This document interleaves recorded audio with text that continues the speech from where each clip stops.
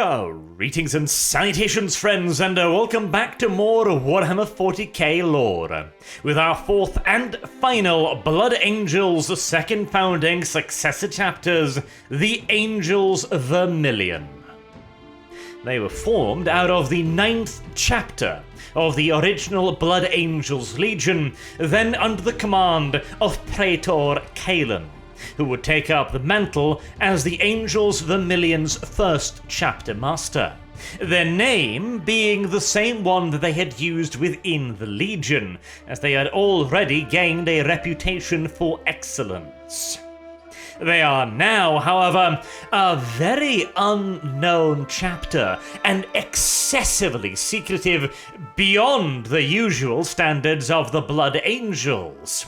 Even the outcast chapters, like the Flesh Tearers, will usually strive to maintain good relations with the primary chapter, the Blood Angels, and most of the successor chapters have deep and lasting bonds of brotherhood with the other successors.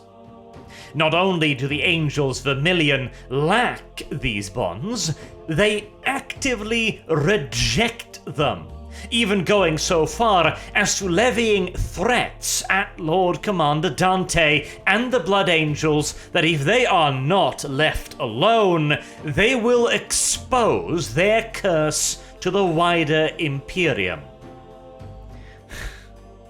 Now those are some fighting words right there. And unsurprisingly, Dante is not a particularly big fan of the Angels Vermillion.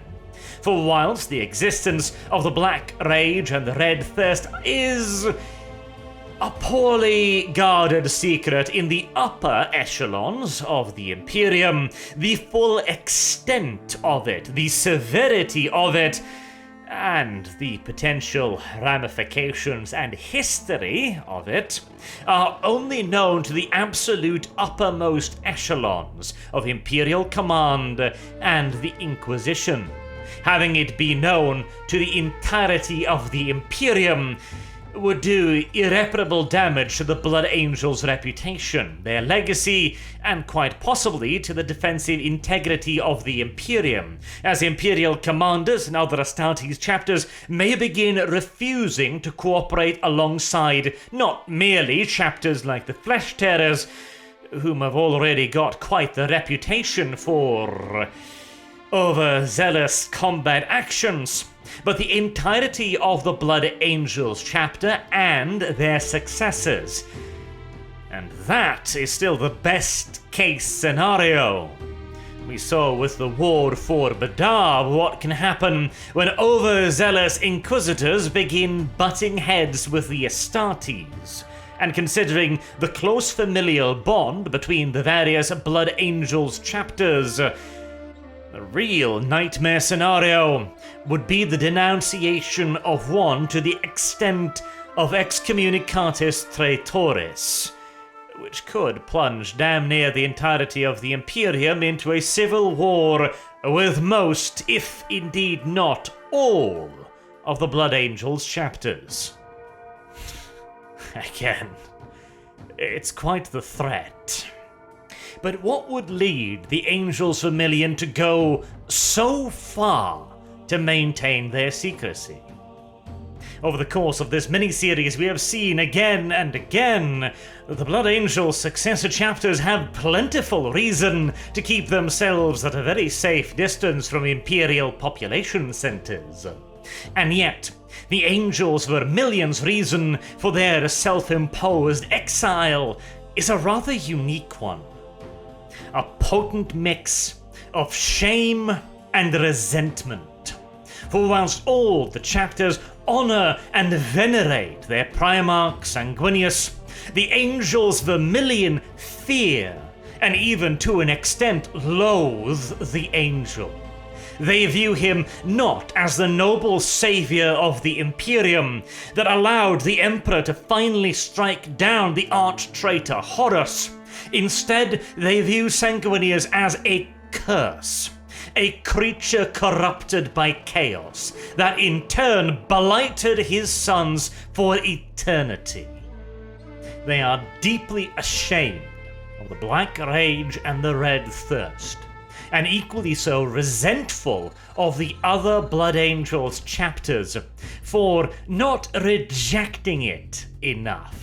Whereas the Angels Vermillion have gone on a never-ending penchant crusade, trying to blot out the stain on their souls by eternal warfare, they feel as if the other chapters are simply not doing enough, not repenting enough, not rejecting the legacy of Sanguinius enough. Though there is another reason for their shame as well. Or perhaps it is also the sole reason for their shame. The chapter has selected for itself a homeworld, Corina, where they have erected a fortress monastery known as the Blood Spike.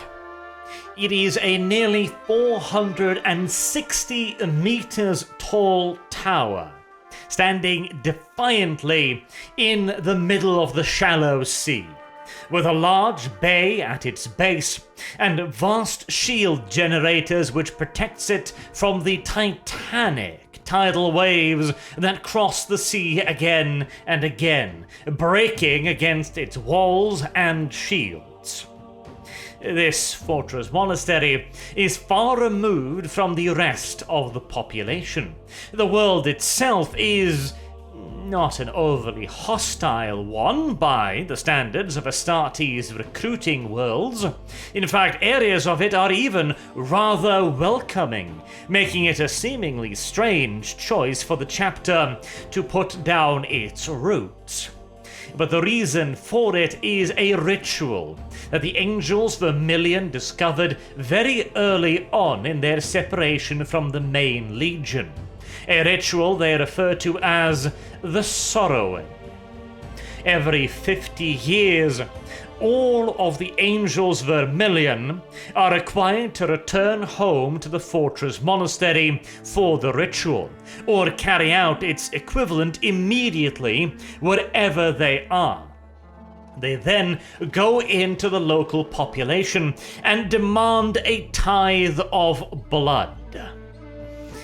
The Sanguine tribute is then transported back to the fortress monastery, where it is poured into a vast basin, and a large number of the chapter's serfs as well are also ritualistically sacrificed, their bodies and blood also thrown into the basin. The Angels Vermillion brothers then bathe in the gathered vita, which also includes the lifeblood of one of their sanguinary priests. The fortunate individual selected for the honor is drained until passing. Finally, after the ritual itself is over, after the angels have had their fill of this charnel drink, the remaining blood is gathered up, refined, further prepared, and bottled into millions of individual doses of blood. The Angels Vermillion will then carry this grim cargo with them on deployment and will regularly partake in the liquid to control the rage and the thirst. The precise number of chapter serfs sacrificed in this ritual is unknown, but considering the sheer quantity of blood, one that makes a certain other successor chapter's own ritual seem downright pale by comparison, suggests that the dead are probably in the hundreds, if not the thousands. It is also interesting to note, of course, that this is no demonic bargain here. No demon has granted this gift to the Angels Vermillion. Or perhaps it is buried so far inside of their ancient lore chambers that none is aware of it. But it seems unlikely. This then is a solution of their own making. No wonder they are so ashamed. Perhaps indeed it is not their Primarch that causes them such embarrassment at all, but rather the extreme lengths they have gone to free themselves from the curse. It's probably also a very good idea that they remain a secretive chapter. The Inquisition can overlook the occasional indiscretion on behalf of loyalist chapters. There are many other successors of various other legions whose own rituals border on the edge of savagery, idolatry, or even outright cannibalism in some cases. But the ritualistic sacrifice of vast numbers of serfs or potentially even imperial citizens so that loyal brothers can bathe in their blood. Try and explain that to your local Inquisitor. Luckily for the Angels Vermillion, the knowledge of the full scale of their deviancy has enabled them to keep a tight lid on their proclivities. And most Imperial agents simply view them as an aloof and mysterious chapter, whose combat record may be sparse and not recorded overmuch, but where it is recorded, it is glowing. It is stellar. There seems to be no indication of any wrongdoings, for the most part, although the mask has slipped on a handful of occasions. One of these led to an open-pitched battle between the Angels Vermillion and the Sisters of Battle of the Order of the Argent Shroud.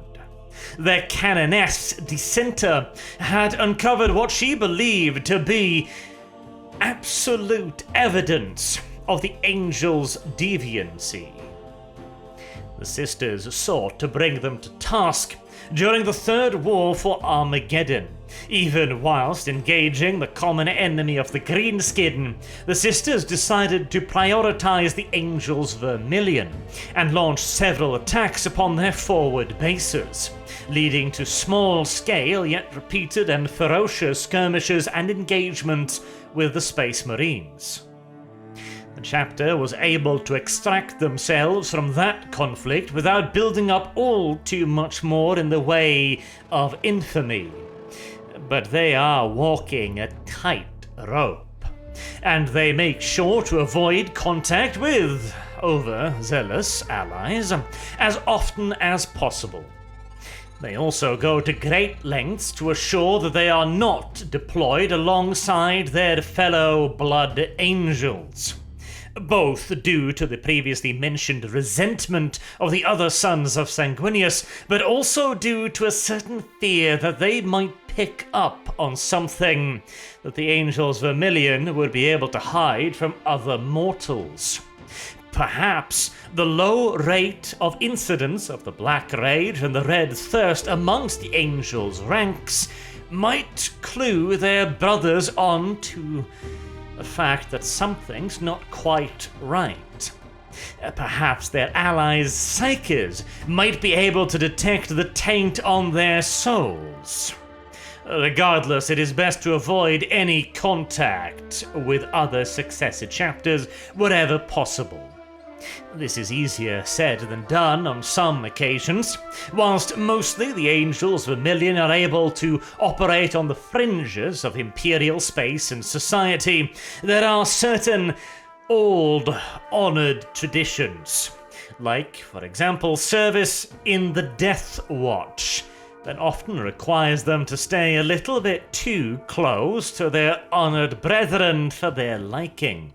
And whenever an angel is required to serve alongside other successor chapter Marines, they make damn sure to put as much distance between them as superhumanly possible. Unfortunately, when you are a fighting force operating over the course of thousands of years, keeping a secret like this is going to be very difficult. And at one point, They had been forced to acquire blood from other, less cooperative sources, which aroused the suspicion of the Blood Angels, who dispatched the chapter's High Chaplain at the time, a man by the name of Heron. He was sent to the Angels Vermillion homeworld of Corinal and to the Bloodspike to interrogate them as to the mysterious disappearance of a group of imperial refugees. They had arrived on the chapter's homeworld seeking safety and protection after their own planet had been invaded by vile Xenos species. Corinal was, of course, an imperial world, and in many ways a fairly prospering one as well. A group of refugees like these would almost certainly have been accepted and protected, and if not, then, at the very least, some trace of where they might have gone should be easily discernible. And yet no word had been heard from them for a disturbingly long time. Now, usually the Blood Angels would not concern themselves with the plight of a handful of refugees, but there were extenuating circumstances, made even more pressing when the High Chaplain arrived in high orbit to discover the Imperial Navy transport that had carried the refugees to safety, sitting still in high orbit above the planet with its engines dead. Long-range sensor readings further confirmed that there was absolutely no sign of life on the vessel whatsoever, not refugees and not crews either. Perhaps the Angels Vermillion had taken them all into protective custody. Perhaps they had their own misgivings. The planet had fallen to a Xenos taint after all. Perhaps they had decided to take them down to the planet and inter them in a prisoner camp until they could be sure that they were still pure, loyal citizens. Not an unreasonable course of action at all. Heron thusly requested the ability to land on the planet and make sure that the refugees were there and that they were being taken care of. Surprisingly, however, the Angels Vermillion refused his request to come see the refugees, which was mighty odd. Heron made it clear that he was not going to leave until he had been reassured of their safety. In response, the Angel Vermillion's considerable orbital defense weaponry all locked on to the High Chaplain's vessel. Now, it's one thing to bully imperial citizens around, to bully the Imperial Navy, the Imperial Guard, hell, even to bully Inquisitors and the Adeptus Sororitas, but to turn your guns on the Blood Angels. The firstborn sons of Sanguinius are a very proud chapter, and whilst noble, very forgiving, and almost downright friendly by Space Marine levels, they are not fond of these kinds of insults. After heated deliberations and discussions, Heron was informed that whilst he would not be allowed to see the refugees, he would be allowed a personal audience with the Angels Vermillion's chapter master, Shord. On their terms and ground, of course, aboard the chapter's orbital fortress. Worse and worse. A whole population of refugees disappear. The Angels Vermillion locked their weapons on the Eminus Sanguius, the High Chaplain's personal vessel, and now they're offering an audience, but only aboard their fortress monastery, on the condition that the chaplain come alone. This is starting to sound an awful lot like being invited behind the pulpit for a personalized prayer party with the dubious preacher. But the chaplain didn't really have much of a choice, did he?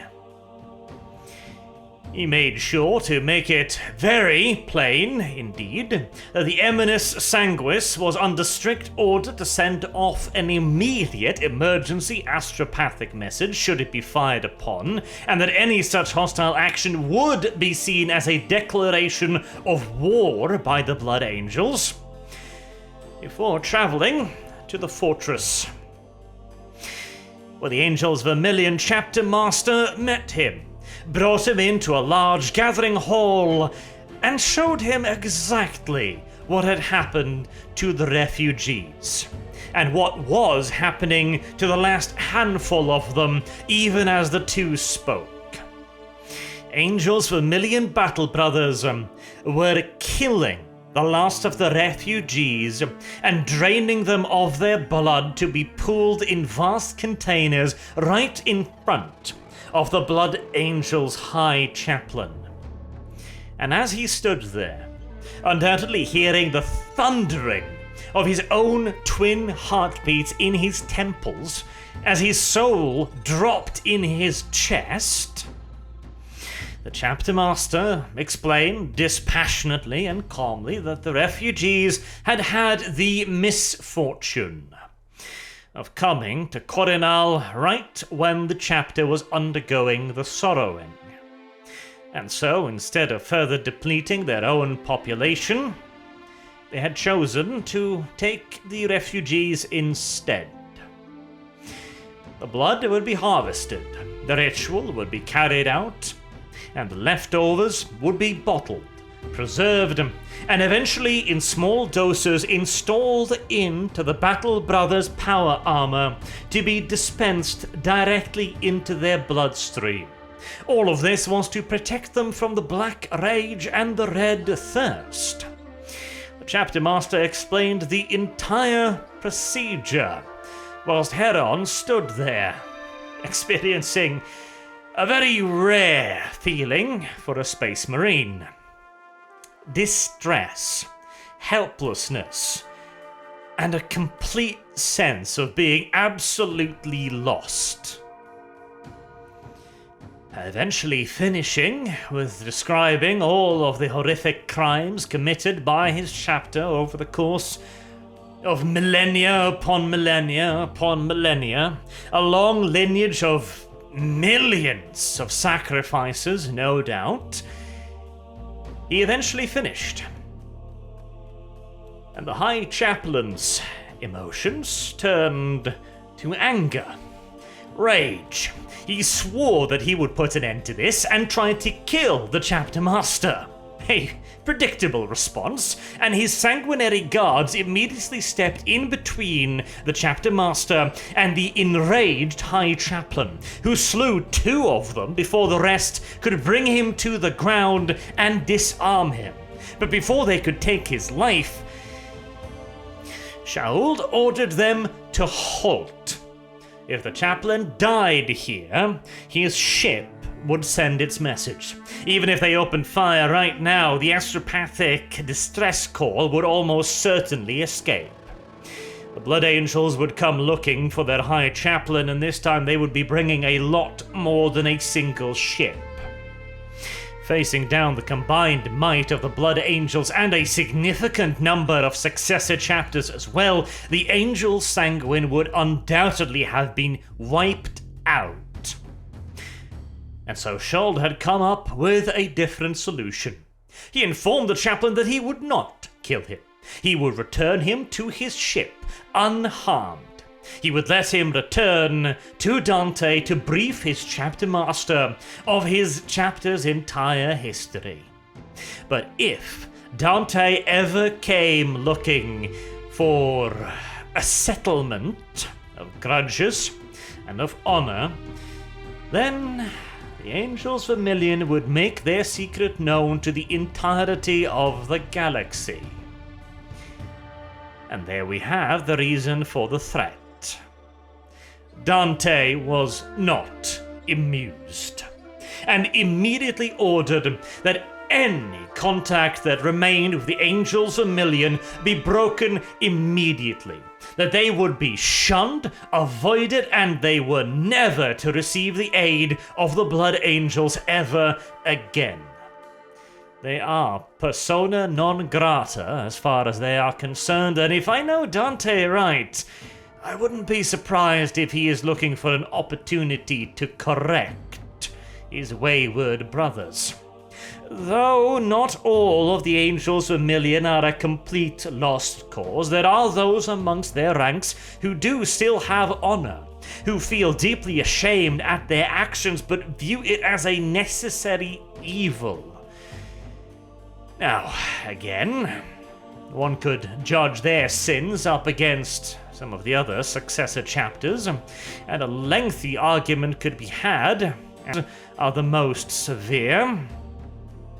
But the Angels Vermillion are aware of the gravity of their actions, and despite their censure, a small group of them did attempt to aid the Blood Angels during the Battle of Baal against the Tyrannid hordes, though against the express orders of their chapter master.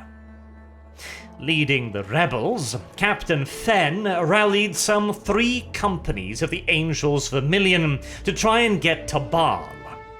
But unsurprisingly, under the siege of a Tyrannid hive fleet, the journey was not a very friendly one, and only Fenn himself and a tiny number of battle brothers ever actually made it all the way there, and their eventual fate is unknown.